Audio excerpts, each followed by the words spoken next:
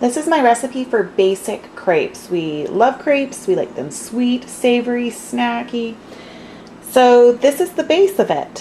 What we're going to do is start off by melting 2 tablespoons of butter in your frying pan. Excuse me. While that melts, you're going to whisk together 1 cup of flour. And there we also have a pinch of salt and 2 eggs.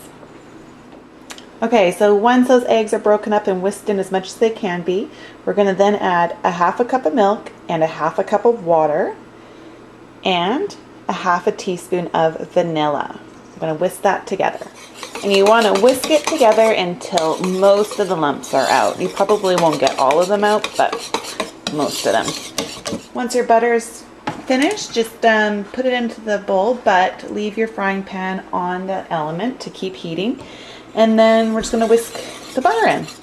Alright, so I like to have a plate close by just to be able to put the crepes on when they're done. So your frying pan is already hot, and I like to use a large frying pan. You can use a small one if you'd like, but when you're going to fill them, it's nice to have a big one.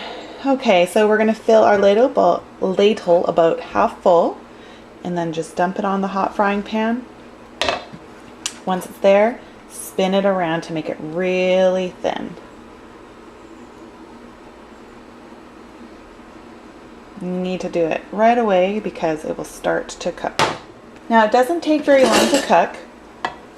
I start to notice that when it starts to get kind of more of a yellowish tinge on the outsides, that it's about ready to flip. There we are, I flipped it over and just let it have a couple of seconds on the other side cooking through.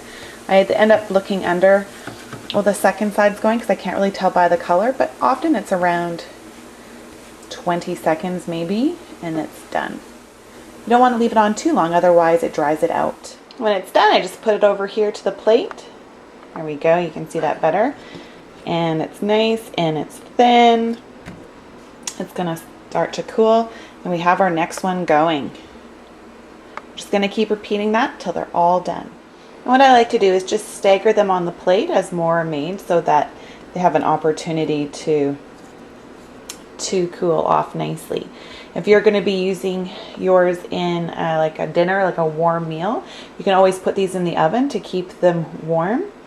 But for today's purposes, I'm just cooking the crepes. Later I'm going to do a dessert with them, so I want them nice and cool. Okay, here they are all done. It made 8 crepes, so it will vary depending on how thin or thick you do them and how big. But here they are. So like I said, crepes are so versatile. Breakfast, lunch, dinner, dessert, snacks. Many endless ideas of what you can do with them. You just need to have the base of them, and here they are. I'll be posting some other videos later on to show you all the different things that you can do with them. I hope you enjoy them.